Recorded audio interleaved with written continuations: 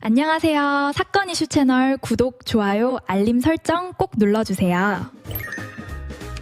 도장함을 열었던 날이 지금도 생생합니다. 손이 떨렸어요. 뚜껑을 여는데 손가락이 말을 안 듣더군요. 그 이야기를 하려면 조금 더 앞으로 돌아가야 합니다. 30년 전으로요. 새벽 5시. 주방불을 켜는 건 언제나 저였죠. 아직 아무도 일어나기 전 냄비를 올리고 도시락 반찬을 챙기고 시어머니 약도 미리 꺼내 컵 옆에 놓아두고 어머님은 그때 허리가 안 좋으셨거든요. 계단을 오르실 때 제가 팔을 들이밀면 손을 탁 치시면서도 기대셨어요. 그게 그분 방식이었죠. 말로는 안 해도. 딸이 없으신 분이라 저한테 의지하신다는 건 알았어요. 그래서 참았죠. 명절 차례 준비도 제삿날 밤새우는 것도 시누이 애경사까지. 그러던 어느 해 겨울이었어요. 어머님이 부엌에 들어오시더니 낮은 목소리로 말씀하셨어요. 미숙 씨, 도장 잠깐 빌려줘요. 서류 하나 처리해야 하는데. 뭔 서류냐고 여쭤보지 않았어요. 그분이 다 잘 되라고 하는 일이라고 하시면 저는 늘 그냥 넘어갔거든요. 도장을 꺼내드렸죠. 며칠 뒤 돌려받았어요. 그게 끝인 줄 알았죠. 딸아이 구두 뒤꿈치가 달아있다는 걸 알아챈 건 그 무렵이었답니다. 장에 가는 길에 신발 가게 앞을 지나쳤어요. 새로 사줘야지 했었는데 그게 그 해 봄 이야기였던 것입니다. 결국 못 사줬어요. 그렇게 계절이 지났어요.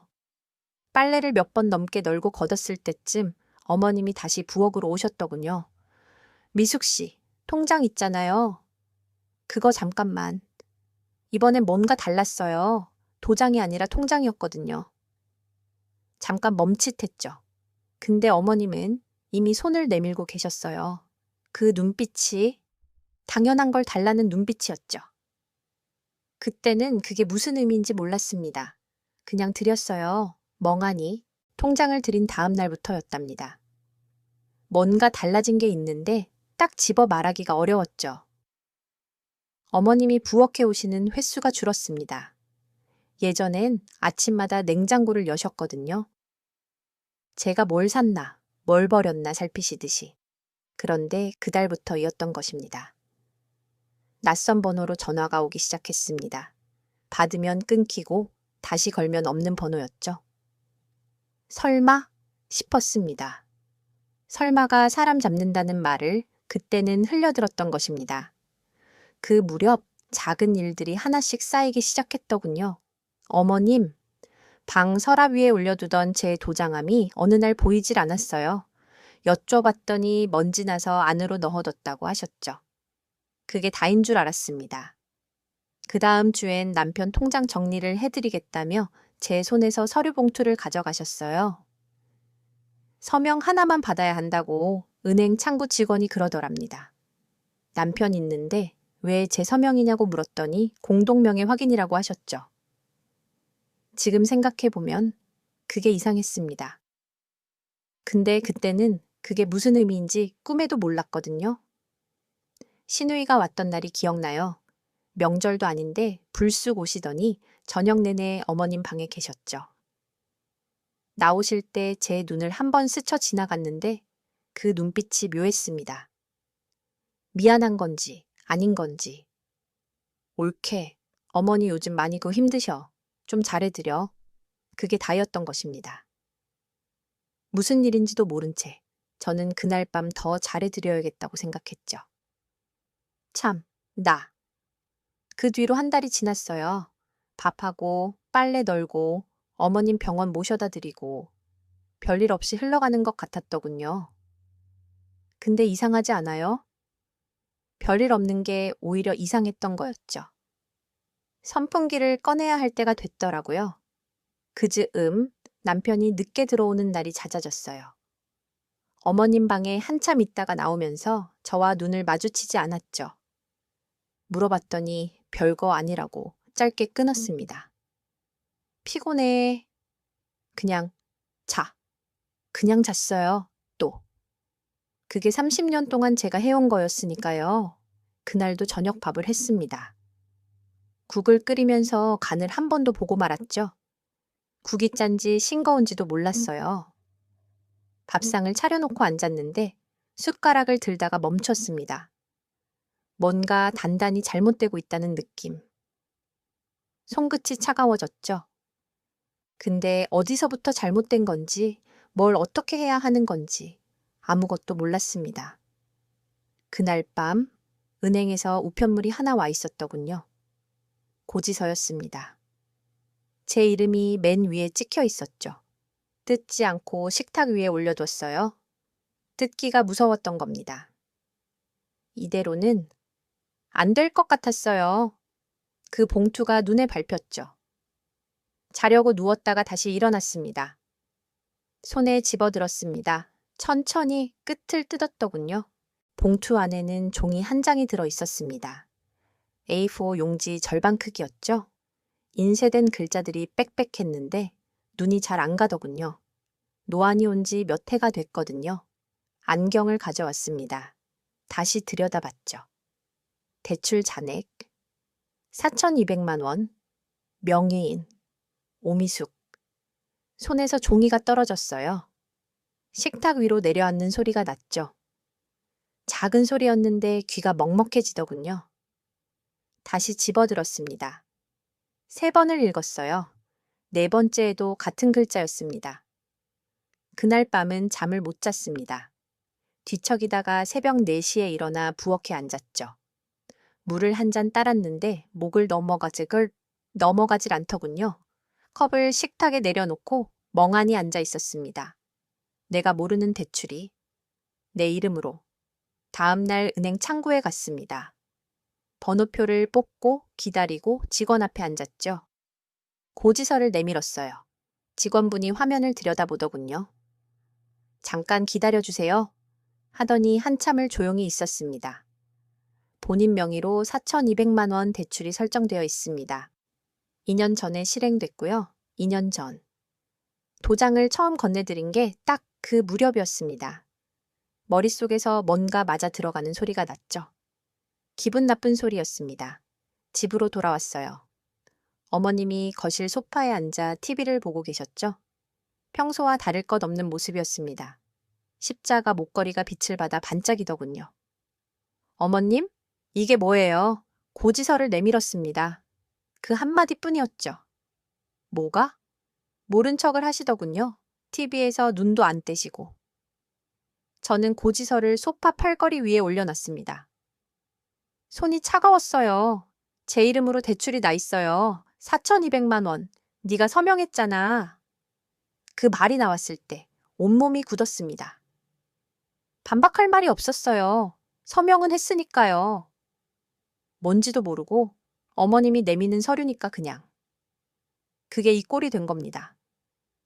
내가 다 너 잘 되라고 한 거야. 나중에 다 갚아줄게. 30년이 지나도 같은 말이었습니다. 내가 다 너 잘 되라고. 이 말 뒤에 얼마나 많은 것들이 사라져 갔는지. 그때는 그걸 몰랐는데 그 순간만큼은 알겠더군요. 방으로 들어왔습니다.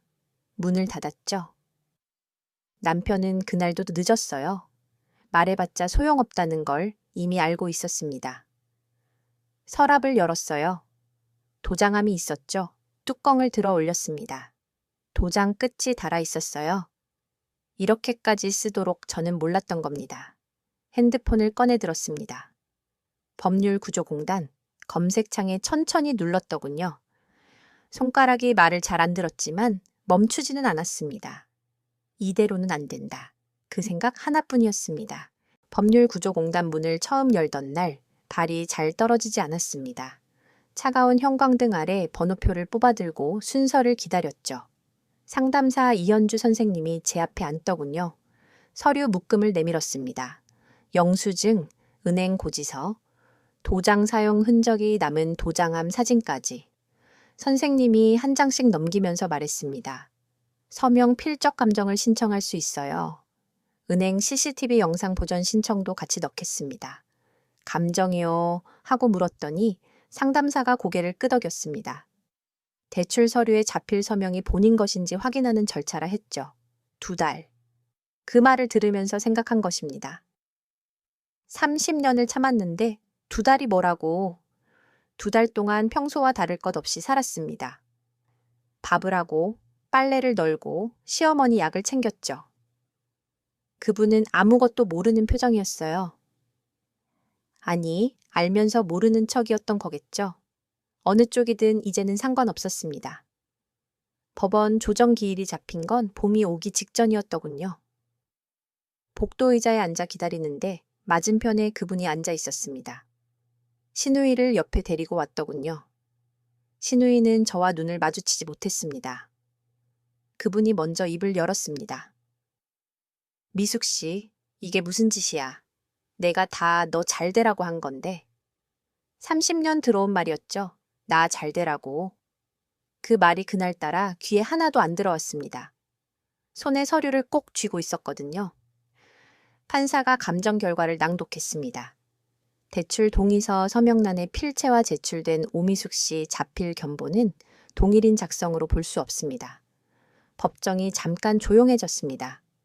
그분 얼굴이 하얗게 질렸어요. 입술이 파르르 떨리더니 의자 팔걸이를 천천히 움켜쥐더군요. 그건 내가 미숙 씨 도와주려고. 판사가 말을 끊었습니다. 피고는 발언을 자제하십시오. 그분이 처음으로 고개를 떨궜습니다. 옆에 앉은 신우이는 고개를 돌렸어요. 저는 그 순간 아무 말도 하지 않았습니다. 할 필요가 없었죠. 대출 계약 무효, 원상 회복 명령, 판결문에 찍힌 글자들이었습니다. 거기에 시어머니 명의 도용죄 약식 기소 결정까지. 선생님이 조용히 말했습니다. 잘하셨습니다. 대답을 못했습니다. 목소리가 나오질 않았거든요. 고개만 한번 끄덕였죠. 법원 밖으로 나왔습니다. 계단 끝에 햇빛이 있었어요. 미세먼지 없는 날이었더군요. 한참을 그냥 서 있었습니다. 가방 안에 판결문이 들어있었고 도장함은 집 서랍에 그대로 있었고 30년. 그 숫자가 갑자기 무겁지 않았습니다. 이상한 일이었죠. 판결로부터 2달이 지났습니다. 벚꽃이 피고 지는 동안 저는 조금씩 달라졌더군요. 요즘은 혼자 은행에 갑니다. 번호표 뽑고 창구 앞에 앉고 직원이 내미는 서류를 천천히 긁고 예전에는 어머님이 그냥 여기 서명만 하면 돼라고 하면 그냥 했었죠. 그게 당연한 줄 알았거든요. 30년이 그랬습니다. 도장은 지금 제 서랍 맨 안쪽에 있습니다. 자물쇠가 달린 작은 철제함. 처음으로 제가 직접 열쇠를 삽니다. 별것 아닌 일인데 그게 그렇게 낯설더군요. 남편과는 여전히 말이 많지 않습니다. 밥을 마주 먹고 뉴스를 같이 보고. 그게 다입니다. 아무 말 안 했습니다. 숟가락을 내려놓고 창밖을 보는 시간이 조금 길어졌죠. 그 사람도 그러더군요. 완전히 괜찮은 건 아닙니다. 하지만 밥은 먹어지더군요. 가끔은 도장을 처음 건네던 날이 떠오릅니다. 별일 아닐 거라 생각했던 그 아침. 그때 저는 참 몰랐죠. 아니, 알면서도 외면했던 것일 수도 있습니다. 저처럼 오래 참아오신 분들이 계실 거예요. 가정을 지키려고 자식들 때문에 설마 하는 마음으로. 그 마음이 잘못된 건 아니었습니다. 다만 저는 이제 압니다. 내 도장, 내 통장, 내 서명. 그것만큼은 내가 지켜야 한다는 것을. 창밖에 연분홍이 지고 있었습니다. 봄.